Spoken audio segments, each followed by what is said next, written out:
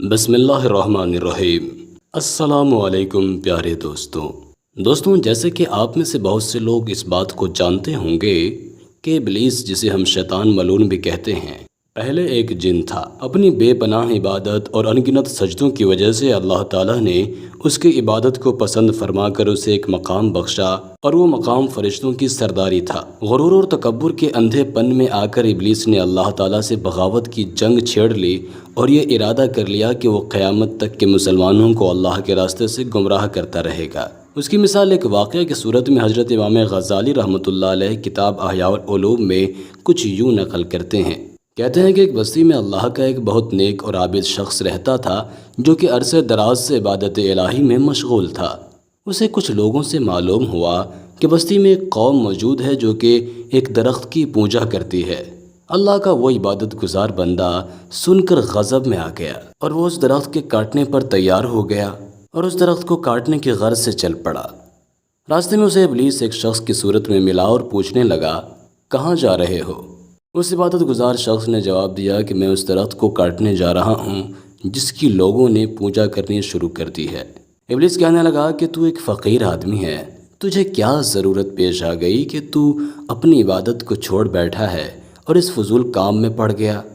عابد شخص بولا کہ یہ بھی میری عبادت کا ہی ایک حصہ ہے، مجھ پر فرض ہے کہ میں لوگوں کو گمراہی کے راستے سے روکوں۔ ابلیس نے کہا کہ میں تجھے ہرگز درخت کاٹنے نہیں دوں گا۔ اسی بات پر دونوں میں جھگڑا شروع ہو گیا۔ عابد شخص نے اپنی طاقت کے بل پر شیطان کو نیچے گرا دیا اور اس کے سینے پر بیٹھ گیا۔ جب وہ شخص پوری طرح شیطان پر قبضہ پا لیا تو ابلیس نے ایک ترکیب سوچی اور اس شخص کو کہا کہ مجھے چھوڑ دو، میں تیرے ساتھ ایک بات کرنا چاہتا ہوں۔ اس پر وہ شخص پیچھے ہٹ گیا تو شیطان نے کہا کہ اللہ تعالیٰ نے تجھ پر اس درخت کا کاٹنا فرض تو نہیں کیا، اور نہ ہی تو خود اس کی پوجا کرتا ہے، پھر تجھے کیا ضرورت ہے کہ اس معاملے میں دخل اندازی کرے؟ کیا تو کوئی نبی ہے یا خدا نے تجھے کوئی حکم بھیجا ہے؟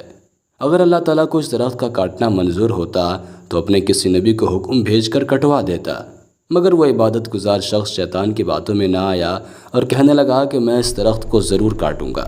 اس بات پر پھر ان دونوں میں دوبارہ سے جنگ شروع ہوئی۔ اس بار بھی وہ عابد شخص اللہ تعالیٰ کے حکم سے شیطان پر غالب آ گیا اور پھر سے شیطان کے سینے پر بیٹھ گیا۔ اس بار شیطان نے ایک اور چال چلی اور کہنے لگا کہ میں ایک ایسی بات بتاتا ہوں جو میرے اور تیرے درمیان فیصلہ کرنے والی ہوگی، اور وہ تیرے لیے بھی بہت بہتر اور نفع بخش ثابت ہوگی۔ اس عابد شخص نے پوچھا کہ وہ کیا بات ہے؟ شیطان نے کہا کہ پہلے مجھے آزاد کر، پھر میں تجھے وہ بات بتاؤں گا۔ اس عابد شخص نے اسے چھوڑ دیا تو شیطان نے کہا، میں جانتا ہوں کہ تو ایک فقیر آدمی ہے، تیرے پاس کوئی چیز نہیں، لوگ تیرے نان و نفقہ کا، تیرے کھانے خرچہ کا خیال رکھتے ہیں۔ کیا تو نہیں چاہتا کہ تیرے پاس بھی مال و دولت ہو اور تو اس سے اپنے خیش و اقارب کی خبر رکھے اور خود بھی لوگوں سے بے پرواہ ہو کر زندگی بسر کرے؟ اس پر اس عبادت گزار شخص نے کہا کہ ہاں، یہ بات تو دل چاہتا ہے۔ تو شیطان نے کہا کہ اس درخت کے کاٹنے سے باز آ جا، اور اس کے بدلے میں ہر رات کو تیرے سرہانے 2 دینار رکھ دیا کروں گا، اور تو وہ مال اپنے نفس پر، اپنے اہل و عیال پر اور دیگر اقارب اور ہمسایوں پر خرچ کیا کرنا۔ تیرے لیے یہ کام بہت مفید اور مسلمانوں کے لیے بھی نفع بخش ثابت ہوگی۔ اگر یہ درخت تو کاٹ بھی دے گا تو یہ لوگ اس کی جگہ ایک اور درخت لگا لیں گے، تو اس بات میں کچھ فائدہ نہیں۔ شیطان کی یہ بات سن کر وہ عابد شخص ایک سوچ میں پڑ گیا اور کہنے لگا کہ تم سچ ہی کہہ رہے ہو، میں کوئی نبی تو نہیں ہوں کہ اس درخت کا کاٹنا مجھ پر لازم ہو، اور نہ مجھے حق تعالیٰ نے اس کام کے کاٹنے کا کوئی پیغام بھجوایا ہے۔ میں اسے نہ بھی کاٹوں تو مجھ پر کچھ گناہ نہیں، اور جس بات کا تم تذکرہ کر رہے ہو وہ شاید میرے حق میں بہتر اور نفع بخش ہے۔ یہ سوچ کر اس عابد شخص نے شیطان کی بات منظور کر لی اور پورا عہد کر کے واپس چلا گیا۔ رات کو جب شخص سویا تو صبح اٹھ کر اپنے سرہانے 2 دینار پا کر بہت خوش ہوا، اور اسی طرح دوسرے دن بھی اسے 2 دینار اپنے سرہانے کے پاس موجود ملے، مگر تیسرے دن جب وہ بیدار ہوا تو اپنے سرہانے کچھ نہ پا کر غصے سے آگ بگولا ہو گیا، اور پھر سے درخت کاٹنے کے ارادے سے اٹھ کھڑا ہوا۔ اس بار بھی ابلیس اسی صورت میں اس کے سامنے آیا اور کہنے لگا کہ اب کہاں کا ارادہ ہے؟